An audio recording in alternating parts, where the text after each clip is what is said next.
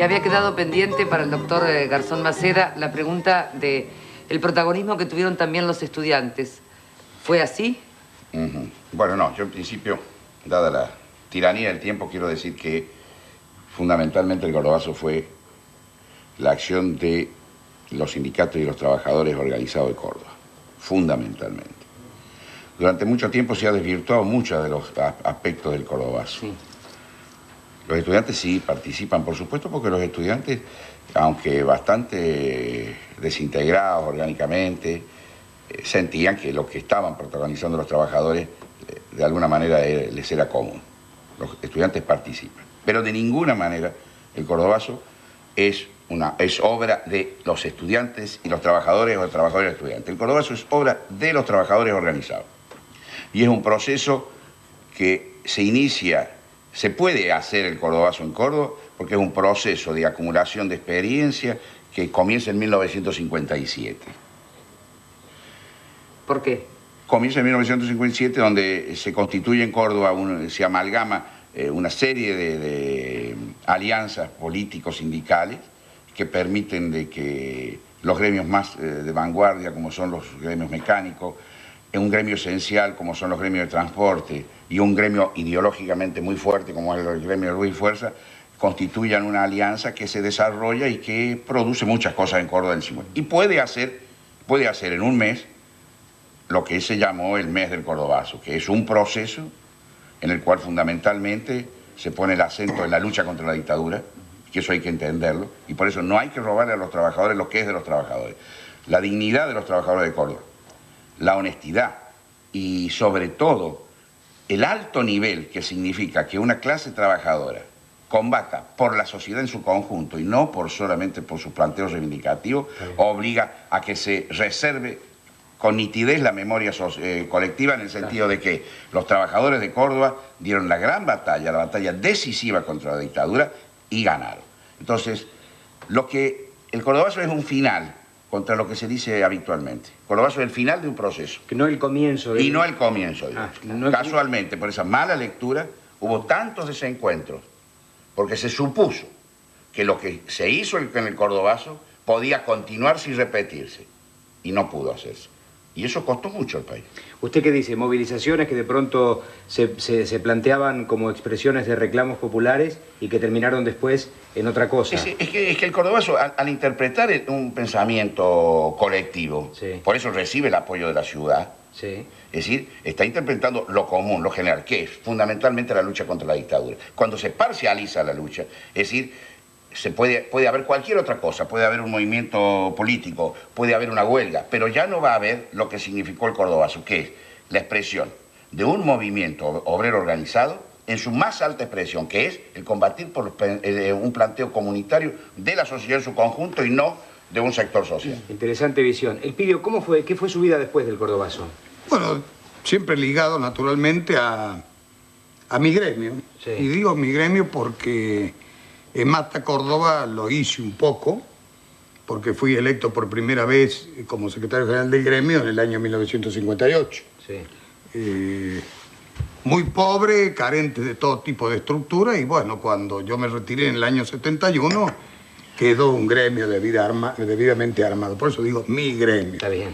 Y bueno, siempre estoy ligado a él, porque siempre hay compañeros que recuerdan, o compañeros que han sido partícipes junto conmigo en muchas de las etapas que hemos vivido como expresión sindical de Córdoba. Ahora, puntualmente, claro, después del Cordobazo. Porque atándome a lo que decía el doctor, que de pronto el Cordobazo es la culminación de un proceso. Sí, ¿qué pasó después de esa culminación, digamos? Bueno, quedó el Cordobazo como bandera, sí, para que los trabajadores tomaran ejemplo de lo que ocurrió en aquel entonces. Porque hay que dimensionar un poco el hecho de que en ese tiempo había dos CGT. La CGT de los argentinos, donde había un grupo de dirigentes gremiales, y una CGT de Azopardo, o sea, la continuidad de la CGT de la República Argentina.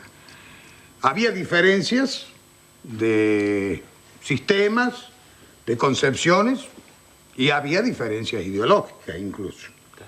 Pero dio lugar a esto, la necesidad de superar todo eso. Se terminaron los problemas sectoriales, se terminaron los problemas de grupo, y hubo una coincidencia plena. Es decir, que por encima de aquellas cosas que nos dividía, encontramos un factor común que nos unió. ¿Qué fue? El problema de los trabajadores que estaban siendo agredidos por un gobierno de la dictadura. Sí, pero sobre todo es que el cordobazo triunfa en todos sus planos. Es decir, desde el punto de vista reivindicativo, el gobierno tiene que dar marcha atrás en el tema del sábado inglés. Y en la lucha contra el absolutismo de Onganía, indiscutiblemente, el triunfo es completo, porque al año, es decir, cae Onganía. Claro. Ahora, como este es un programa muy visto, muy escuchado, el recordar el cordobazo solamente desde el punto de vista del incendio o del destrozo, me parece de que es una caricatura, que lleva a que mucha gente crea que lo que puede haber pasado en Santiago del Estero, lo que ha pasado en Jujuy, o lo que pueda pasar en cualquier otra ciudad donde hay un planteo reivindicativo y bueno, y hay un destrozo de vidriera, se asemeja o es otro cordobazo. No, y entonces yo creo que eso es peligroso. Es peligroso porque no, el cordobazo, por eso le digo, es la expresión más alta que ha llevado un movimiento obrero organizado en este país. Lo que pueden haber son planteos reivindicativos, etcétera, sin ninguna duda. Pero no hay que estar ni mirando repetir por aquello de que la primera en serio y la segunda en chiste, y tampoco traer mensajes que puedan confundir, sobre todo a la gente joven. Aceptamos el guante.